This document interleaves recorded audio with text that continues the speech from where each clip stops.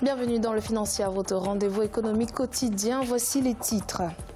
Au Burkina Faso, la Direction générale des impôts a procédé à la mise en ligne du portail de télédéclaration et de télépaiement des impôts et taxes appelé EasyTax. Le pays poursuit progressivement le processus de modernisation de son administration fiscale.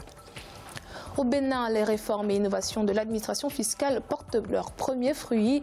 Le pays a atteint ses objectifs de rendement budgétaire avec un dépassement de plus de 44 milliards de francs CFA par rapport à 2016. Et puis nous ferons le point sur les marchés boursiers du continent.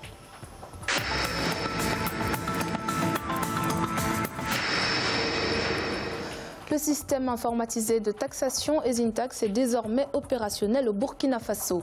Il permet de gérer les déclarations, les paiements des impôts et des taxes en ligne. Pour l'heure, la DGI a lancé une première phase qui concerne les grandes et moyennes entreprises, soit environ 5 000 contribuables, dont la contribution équivaut à plus de 90% des recouvrements de l'organe. Les précisions avec Jean-Paul Ouedraogo. Au Burkina Faso, le processus de modernisation de l'administration fiscale se poursuit. Après son informatisation entamée en 2005, le département, à travers la Direction générale des impôts, a procédé à la mise en ligne de sa nouvelle plateforme dénommée EasyTax. Une phase cruciale dans la maturation de cette entité qui intègre désormais dans ses services la télédéclaration et le télépaiement des impôts via Internet. Les informations vont être intégrées directement dans notre système informatique et ça va nous permettre justement de sécuriser ces recettes-là qui vont être encaissées automatiquement sans intervention humaine. En tout cas, avec EasyTax, notre pays, le Burkina Faso, améliore le climat des affaires. Quelques étapes à franchir et des coups de clic suffisent pour que le contribuable puisse lui-même effectuer ses paiements.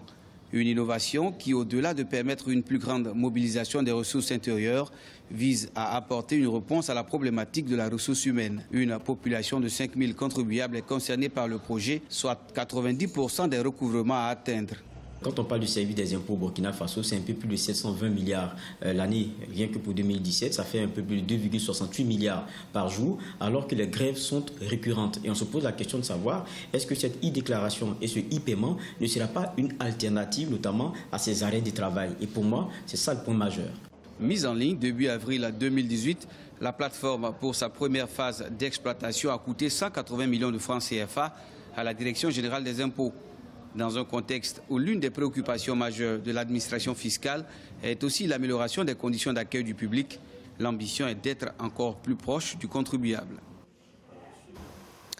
2,5 milliards de dollars, c'est le montant d'euros obligations que le Ghana compte émettre, estimé en taux tournant aux environs de 7%. L'émission se fera dans les semaines à venir selon le ministère des Finances. Ce nouvel eurobond servira selon les autorités à refinancer une partie de la dette en dollars du pays et à financer son budget 2018. Rappelons que le Ghana avait annoncé en février se passer des crédits du FMI et de financer son budget grâce à ses propres recettes.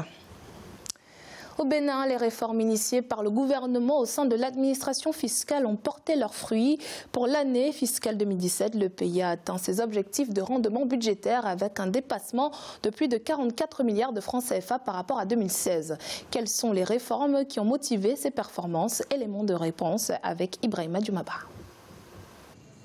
À la suite des réformes et des innovations de l'administration fiscale, le Bénin a enregistré une hausse de ses recettes fiscales pour l'exercice 2017. Le rendement budgétaire béninois a connu un dépassement de plus de 44 milliards de francs CFA par rapport à l'année fiscale 2016. Ces réformes étant déjà très attendues, notamment celle de la bancarisation des paiements d'impôts, ayant permis également de lutter contre les réseaux de corruption qui détournaient les recettes, ce qui représentait tout de moins un manque à gagner colossal. Environ 187 nouvelles entreprises ayant un chiffre d'affaires de plus de 1 milliard de francs CFA se sont déclarées à la Direction générale des impôts. La taxe sur la valeur ajoutée a progressé. Elle s'est située à 3,64% du produit intérieur brut au cours de l'année 2017 contre 2,1% pour l'année 2013.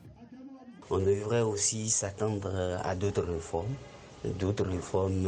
capables de stimuler davantage les recettes, notamment la télédéclaration devrait être vraiment effective Au cours des 3 premiers mois de l'année 2017, 4 000 nouveaux contribuables ont été répertoriés. Le taux de défaillance est passé de 10% en 2013 à 2% en 2017. L'État béninois, pour moderniser le système fiscal, a mis en place un nouveau système d'information à travers l'application informatique SIGTAS. La déclaration et le paiement des impôts en ligne, mais aussi le paiement des petits impôts par téléphone mobile sont entrés en vigueur depuis janvier 2018. Au Kenya, le gouvernement a revu à la baisse son taux de croissance de l'année 2017. Initialement de 6%, le gouvernement a dû reviser ses projections à 4,9%, soit une baisse par rapport aux 5,85% enregistrés en 2016. L'instabilité politique qu'a connue le pays lors des dernières élections présidentielles serait l'une des causes de ce ralentissement. Toutefois, pour cette année 2018, les autorités tablent sur une reprise de la croissance à 5,8%, stimulée notamment par une stabilisation de la situation politique du pays, ainsi qu'une augmentation des investissements dans différents secteurs. La Compagnie nationale de gaz du Mozambique compte lever 2 milliards de dollars de fonds cette année 2018. Des fonds levés qui devraient servir au développement de 2 projets gaziers. Les recettes issues de l'activité de ces champs gaziers devraient permettre aux autorités de rembourser une dette extérieure commerciale de 2 milliards de dollars qui était arrivée à échéance en 2016. Il est à présent l'heure de faire le point sur les marchés boursiers du continent. En Afrique australe et dans l'océan Indien, l'indice All Share de Johannesburg était en hausse de 0,57%. La bourse de Nairobi enregistrait une progression de 0,32%. La bourse de Maurice gagnait 0,03% et l'indice de Gaborone était en baisse de 0,02%. Du côté de l'Afrique centrale et de l'Ouest, l'indice nigérian était en baisse de 0,04%. La BRVM d'Abidjan gagnait 2,50% et la bourse du Ghana perdait 0,007%. Et en Afrique du Nord, enfin, l'indice tunisien était en baisse de 0,48%. L'indice égyptien était stable à 2,18% et la bourse de Casablanca perdait 0,34%. C'est la fin de cette édition du Financière. Merci de nous avoir suivis. On se retrouve bientôt pour un nouveau rendez-vous de l'économie.